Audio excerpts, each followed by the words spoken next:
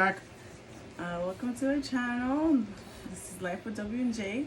I'm WESNIE. I'm Hanai. And in today's video, we're going to tell you guys a little bit more about how our son was brought, the day our son was brought into this world. So I guess let's get into it. But before we get into it, make sure, if you haven't already, make sure you like, comment, and subscribe for more content. We got a lot more coming for you guys about, the baby. You guys can finally meet the baby if you haven't. I don't know when this video will be uploaded, but if you haven't met the baby, you will soon. So on that day, I think it was about 11 a.m. Yeah. I had just started my maternity leave. It was 11 a.m. and I was having a dream that I was pranking Hanai. Mm-hmm. And in that dream, I dreamt that I was pranking him and he didn't get the joke. And then I was like frustrated because I'm trying to prank him. And then I was like, oh, my water broke. And he was like, what do you mean your water broke? And then in the dream, I was frustrated because he didn't get what I meant. That's what happens when you try to do things, trying to prank somebody, things go sideways and then... Yeah, and it was really weird that I dreamt that, and then I woke up, and then I would a really bad urge to pee, and so then when I went to go pee, I went to go pee, and then after I peed, I started to feel liquid coming out, and I was like, Karma. Did my water break? For trying to prank me. And I'm like, and I was like, no, it can't be. I still got 3 more weeks left till my due date. I don't think the baby's coming today. Mm-hmm. And then I was like, I don't feel any pain. I don't feel nothing. My contractions, what they talking about? Yeah, I was like, I should be fine. Mm-hmm. And so then I go to the room. I'm sitting on the bed and I still feel after 10 minutes I felt, something leaking again. I'm like, water coming out? I'm like, nah, it can't be. It's because of the dream. That's what I was thinking in my head. It's the dream. I'm thinking too much about the dream, and so that's why it's happening. So then I got my mom, she had given me a pack of pads for after I give birth. So I went and I got one of the diaper. Actually, it was a pack of pads and diapers. I went and got the diaper, and I put it on, and I was like, okay, I'm going to wear this diaper, and if I feel it filling up, then I know for sure my water broke and it's not pee. So I went in the living room. I sat down for a little bit. I was watching one of my shows, one of my reality TV shows, and then I think I almost finished the episode, and then I felt like the diaper got full to capacity, and I was like, oh no, this is definitely my water. So then I called my mom, and I'm like, oh my god, I think my water broke. And then she's like, you need to call the doctor. And I was like, but it's too early. I don't think it's time yet. And then she was like, no, you need to call the doctor. You probably need to go to the hospital now. So I was like, oh shit. So then I called Hanai, and I'm like, Hanai, I think my water broke. And then he was actually at work. I was driving. I was at work. I was driving. I think I was gonna go pick up a load to go to Illinois. Thank God I didn't. Yeah, a load is he had a delivery. Yeah, I had to go do a delivery to Illinois. Yeah, he had from Jersey. So I was just picking it up. I remember I was from the yard. I went from the yard to go pick it up at the warehouse, and from there, I got the call. And she told me about it. What was going through your mind? I was like, oh shit, I can't go to Illinois no more. So I called my boss and I let the dispatcher know, hey, listen, there's a change of plans. I gotta go home. I'm having a baby. And I just turned around. I remember going on the turnpike, and I had to turn back south to go home. So that's what I remember. And then I just try to get home, drop off the truck, get to the car, come home, pick her up, because we have one car now. I sold most of my vehicles now. And I took her car to work thinking, oh, I'm going to be back, in 2 days. Nothing's going to happen because it's not our due date yet. We're still 3 weeks ahead. So yeah, I'm thinking, well, okay, the baby's on time. Everything is good. I can go do this load and come back. But, little did I know that it is the due date. So I hurry up home. I pick her up. And I almost told him to finish work. I was thinking it wasn't really gonna happen, so I was gonna be like, oh, you can finish work, I'll be fine. But he was like, nah, nah, nah, I'm going home. Yeah, what I was going through in mine is that if her water broke, she only has a few minutes or hour, less than an hour to deliver the baby. Otherwise, you're gonna have some complications. So I'll just hurry up. I'm thinking about my baby, thinking about the family. Let's go, drop this. Let's go. Let's go to the hospital. And then once I got home to pick her up, it was like, oh man, we're 1 hour away. So we really need to get going. Yeah.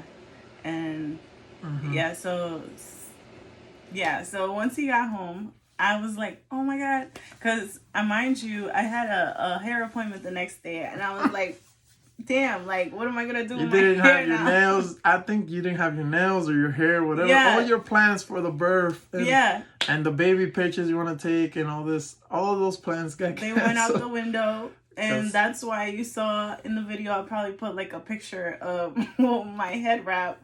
That's why I had my head wrapped like that instead of having my hair out, because my hair looked a mess and I was supposed to get it done the next day. My nails weren't done. Nothing was done. So, and mind you, she had an appointment for nails. She had an appointment to go get her hair braided. And I had a haircut, whatever that was happening. That was on a Thursday, right? No, or on a Friday. It was on a Friday. And my appointment was for Saturday. And what was I gonna say? Oh, and we also were supposed to have an appointment to get the baby to flip. Like we had just met with the doctor. He was telling us that the baby was still breech. So they were talking to us about breech. By the way, for those that don't know, breech means that the baby's still on an upright position. So he hasn't flipped, meaning his head is supposed to be down in the vagina, and then his feet are supposed to be up. So when the baby is a breech, he's standing up on the tummy. So he's like head up, feet down. So that's what that position means when he's breech. And we just had an appointment with the doctor the day before about, oh, he hasn't flipped yet. So we need to think, what is the plan? Are you going to do, what they call it? A C-section? Are we going to do we were massage? Thinking about the birth plans. If he doesn't flip, you have to do a C-section. But if he doesn't flip on time, we were on time to do what is that thing called where they flip it for you? The doctors do like a massage where they try to flip the baby into position. An inversion. I don't know. But the point is, we just had to talk about the doctor. Oh, what's your birth plans? You got to have an open mind. The baby's still standing. So it's like, okay, we still good on the due date, right? But it's an expectation, so it's not a reality. Yeah. But then little did we know the next day it was gonna happen. So yeah.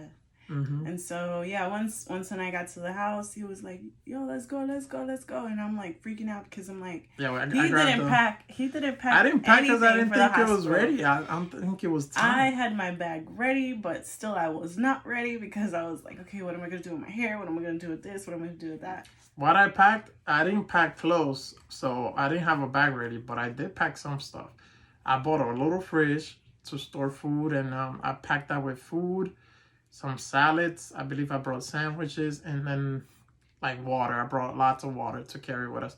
And the fridge is pretty cool because it's small and it looked like a cooler, but it has an option to heat up and cool down food, which is pretty good. I thought that was a good buy, and that was the best thing we brought. I did my research about when you're giving birth, there's no really comfortable place for the guy to sit. So I was thinking of buying an air mattress, but I didn't have time to buy one. So what I did was just pack a comforter and brought that with me, and pray to God they have a comfortable couch, because all I heard the reviews is that they have a chair and it's an upright chair and the guy has to like sleep on that. I'm like, not happening. Yeah. But thank God, once we got to the hospital, it was a different story. There was like a love seat that turns into the bed, and it was pretty cool. So like after like 30 minutes of shuffling around trying to make sure we had everything that we needed, because there was a big chance we were not coming home that same day. Right. We finally got in the car. The hospital was an hour away. Yeah, we got on the turnpike and we went south. Yeah, we headed over there. Once we got to the hospital, and I went inside, and then I don't know what happened when you went inside. Well, I brought this wheelchair. They told you I parked in the front of the hospital. I went to go get the wheelchair for her, and we got everything out, and then we got checked in, and then they took us to like a waiting area where they tell you, oh, you gotta wait here. They're gonna check you to see how far you were dilated. Dilated? Yeah. And then from there, we just waited, and they put you in a bed. Yeah. They put you in a bed in a room, and then from there, they just waited. They said, "Oh, you gotta wait a certain amount of hours." Yeah. So before we were even able to do anything, they said that they asked me if I ate. I didn't know that I wasn't supposed to eat, and I ended up eating right before I got on the turnpike because I was like, "There's no way I'm gonna be starving." Yeah. And I don't know what's gonna happen. So I was like, let me just eat before we go. And so I ended up eating. And then they told me, oh, well, since you ate, we have to have you wait until the food goes through your system. And so, boom. I was like, damn, I have to wait until I think it was like 6 o'clock. We got there at 1 p.m. And they couldn't like take me in until 6 p.m. And I think around 4 p.m. is actually when my contractions started. And I didn't think I was gonna even feel that because they told me, okay, since the baby is breech, you have to do a C-section. So I didn't think, since my water broke, I didn't feel anything, so I thought I was fine. Boy, was I wrong. And yeah, so the contractions, they definitely were intense. I had to, what helped was like holding on to Hanai and having him like, so it was like, yeah, squeezing his hand as much as possible. Yeah. And like I heard somebody say that like contractions are like waves of pain, and that's definitely what it felt like. Like you didn't know when it was coming, but when it did come, it was just like a wave of just. Like from 1 to 10, what would you rate it? I would rate it a 10. Damn. Yeah, it was pretty intense. And while you're going through it, it's just like so intense. But then once it goes away, you're like so relieved. And you're like, oh my God, finally. But then you got to brace yourself for the next wave. And you don't know when it's coming. Oh, well, I did time it. I remember I still have it on my phone. Oh, yeah. It started like at 10 minutes or so. Yeah. And then I think... 11 minutes, 12. Did it go down... What was the lowest? Do you remember? The lowest was probably like a 7. Okay, so it was every 7 minutes. They had me connected to a machine where they were listening. They were like monitoring the baby's heart rate. Mm-hmm. We did see him like poking out his head a little bit in the stomach while he was connected to the machine. And then, so I was there for a while, and they had me signing so much things. And I really just wanted to get it over with after like the second hour of going through the contractions. Like, I don't know how moms, like other people that do vaginal birth, how they get through it, because those contractions were pretty painful. But yeah, so once 6 o'clock hit, they took me to the operating room, and they told us that we would have to separate for a little bit. And so they like wheelchaired me to the room. Then where did they take you? I was in the next door room. I was next door. It was just a room? Yeah. Was there seats? No.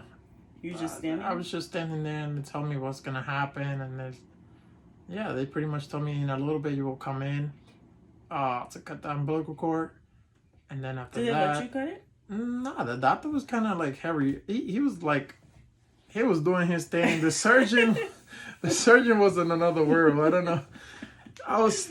Once I was brought back, they told me, oh, he's coming out soon. They were cutting you up, they're preparing you and all that, and then they're pulling the baby out. I was there. Wait. So, yeah, so they split us up. 14 minutes. While he was in that room, they brought me to the operating room. And I did not know that this is what they do. But they brought me to the room, and I see why they separated us. Mm-hmm. Because they did not want for me to, like, run away screaming, probably. What? So, they brought me to the room, and then they put some sort of brown liquid on my back, and then they were like, oh, we're going to give you the spinal anesthesia now. They had me, like, hunch over the belly, and then they said, okay, this is going to pinch, and I was, like, freaking out. The doctor was like, oh, you can hold my hand, just in case you feel any pain. So I was like, okay. And I'm like trying to breathe because I'm like, oh my God, my knife not here. Oh my God, what are you? I thought they told you to hunch your back forward and not to move. Yeah, I tried my... If you move, you could end up paralyzed or worse. I tried my best not to move, but as soon as I felt that needle, I said, oh my God, I was like that. I bet the needle was like a cow's needle. It was like long and thick. I was like, ah! And then he was like, what side did you feel that? I was like, the left, the left, the left. And then so after they did that, not even like 10 seconds later, I started to feel like this tingling feeling like shoot down my body.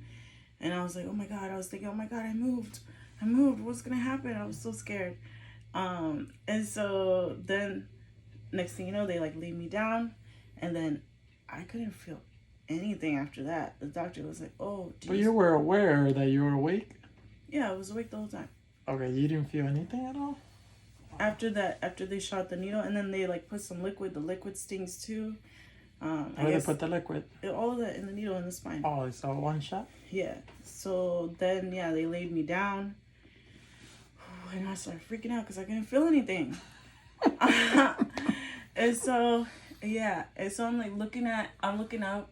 I could kind of see my reflection next to the whatever thing they had on the ceiling. It was like a light bulb and then like some sort of reflective thing around it. Like the surgeon room, yeah. Yeah. And so I'm like seeing the doctor like putting this thing that looked like a spatula inside of my vagina, and I was like, oh. It's like, I was like, oh my God, that thing is so long. How come I can't feel it? And so I started freaking out. I'm like, okay, I can't look at that anymore. I'm like trying to concentrate on my breathing. Are you trying to put that on your vagina? No, I'm watching. I was watching him. He was like, it was like he was painting the inside of my vagina. I don't know. I think it was the same brown liquid. I don't know. But okay. Yeah. So then after that, I think that's when they brought you in. Yeah, then, I came in. You were laying in there. They were about to cut you up. And, and they had the blue curtain separating us, but I couldn't see what was happening. Hanai wasn't able to see unless he stood up, and then he was able to see. And I honestly don't know how Hanai was able to just watch all that.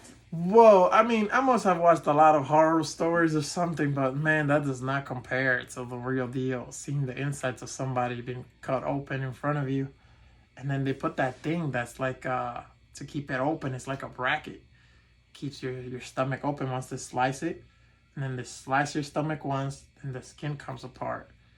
And then they keep looking around. The doctor goes like, he's exploring in there like, oh, this is that, this is it, this is that, this is this, this is just your liver. He was showing Hanai everything. And I'm like, holy shit, what is he gonna do now? Like, is he gonna push it out the side? And then I see him like readjusting her whole inside, and then he cuts the skin first, then he cuts some fat, and then he brings it out like a lip, like he brings it, he brings the stomach out, like he brings the stomach down, and then puts this plate on it, like this bracket thing that looked like this, and he holds her stomach open. Yeah, he holds her stomach open like that, separating it, and then he's going in there like, oh, okay, this is that, and he's showing me as he's doing it, like, okay, and this is the sac.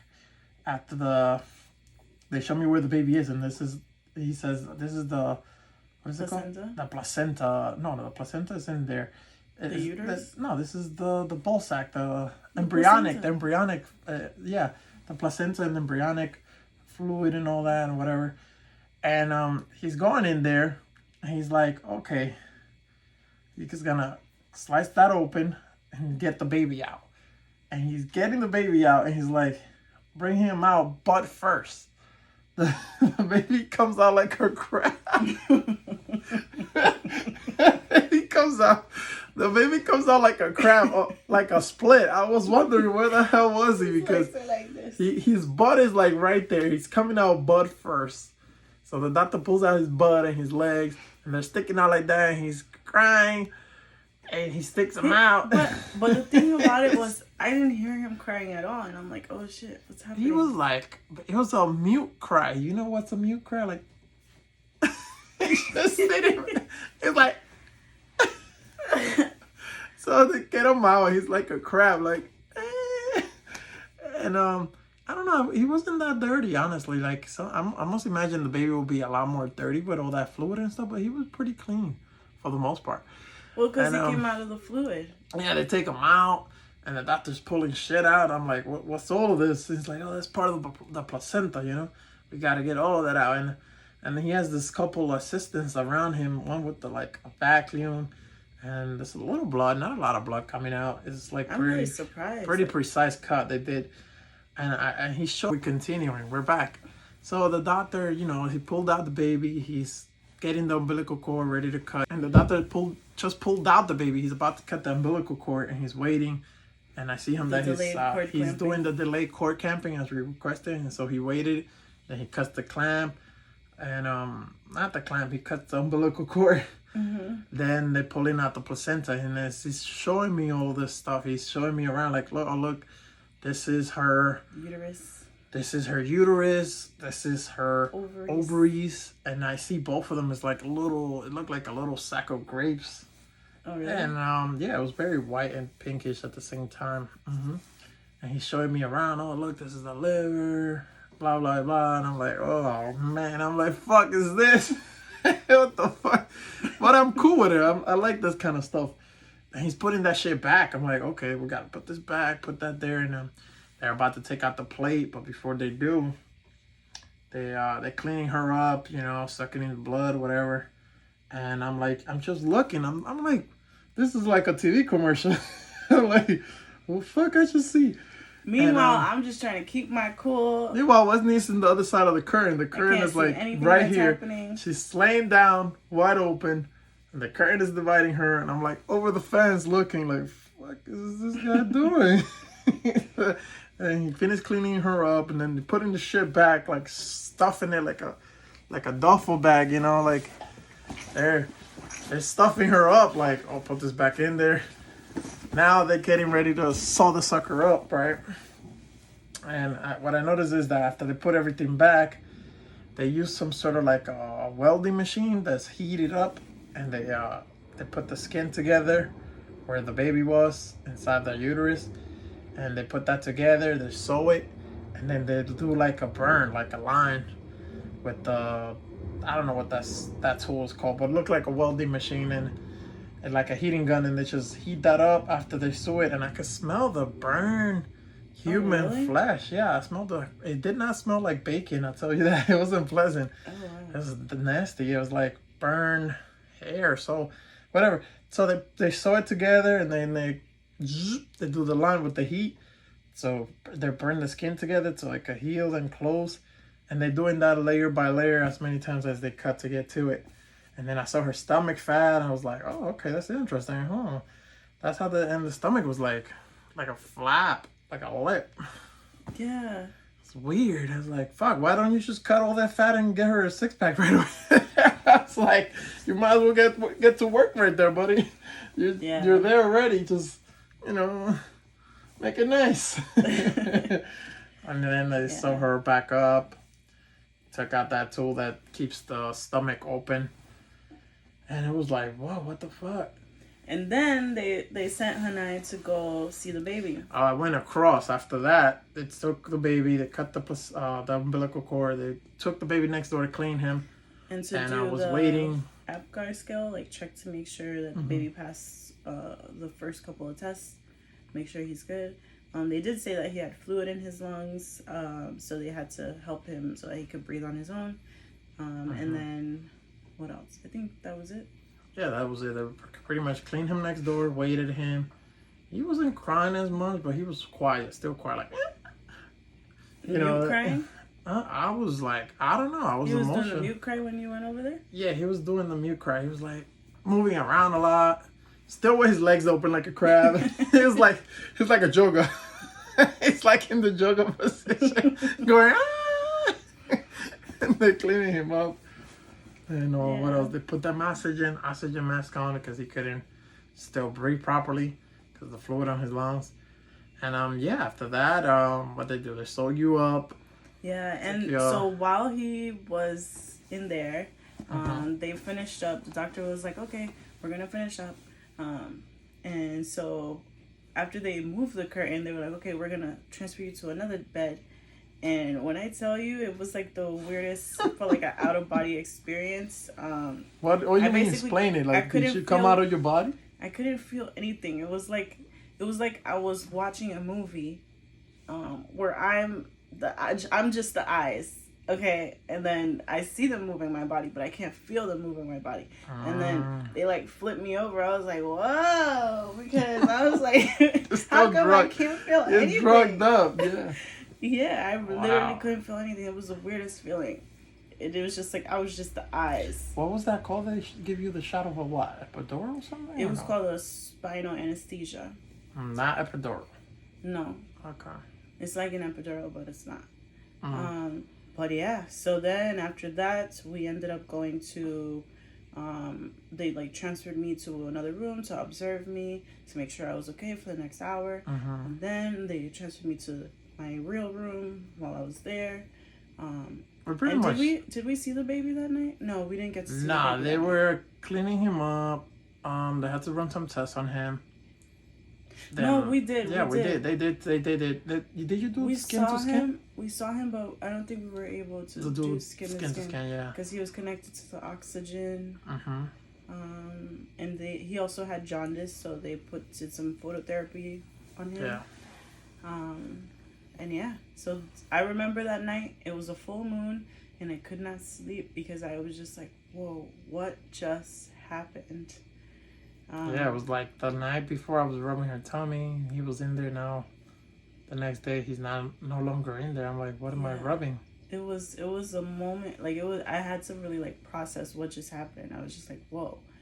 Yeah, when he came out, he was very like, not too pale, but not purple, or not nothing like that. He just looked like gray, kind of grayish. Yeah, but yeah, I was so excited. I couldn't believe it. He was very hairy. He had more hair. Yeah. He had more hair than me. I was like, whoa. And he had like a mustache and shit. I was like, what? He didn't have a mustache. Oh, he had some facial hair. I don't know. Obviously he didn't come out with a beard. I was like, oh shit, that's my baby. He had a handful of hair. I forgot that part. The doctor did put him over the curtain and said, that's my boy. Mommy, here's your baby. Yeah, and like the Lion King scene. All I saw was his back and his hair, and I was like, oh, my baby. And then they had to take him to the other room, and then I went with him. Yeah. So. But yeah, guys. We stayed in the hospital for like how many days? A good week. Yeah, it was. Yeah, I think it was about a week. You gave birth around 8:30. You said he came out at 8:30. He was. On June. What is it? June 23rd or July 3rd? July 23rd. How heavy was he? He was 6 pounds, 6 pounds and 7 ounces. I think that's what it was, right? I think it was 11 ounces. I'm not sure. We're not sure. It's all a blur. So much happened. Yeah. But we're happy that he's finally here. It has been weird to not have him in my stomach anymore. There are times when I do feel my stomach like twitching, as if he's still in there. It's weird. But there's no kicks. But yeah, he's no longer in there. But yeah, that's how our little one came into this world. I guess my dream was a way of my body saying, "Wake up! It's time." Trying to prank me. That's what you get. I mean, it was gonna come out either way, but he decided to come out earlier. Like, Mommy, don't play with Papa. And even though he came early, I'm happy he's here. Yeah, we're both very happy and excited. It's been a transitioning, a different, a lot of lack of sleep, but for the most part, it's been a lot of enjoy. Yeah. He's a happy baby. He smiles a lot. But yeah, before we make this video any longer, that is our labor and delivery story. Yeah. We hope you enjoyed this video, and if there's any other parents out there, new parents or seasoned parents, these pandemic babies, let us know in the comment section below. If you also had a C-section and you had a similar experience, let us know. Yeah, share in the comments. Yeah. And then next video, I guess we will introduce him. Yep. You guys will be seeing him soon. But yeah, don't forget, like we said before, like, comment, and subscribe for more content. And you guys will be seeing the little boy real soon. Yep. So thank you for watching and stay tuned. Bye, guys. Bye.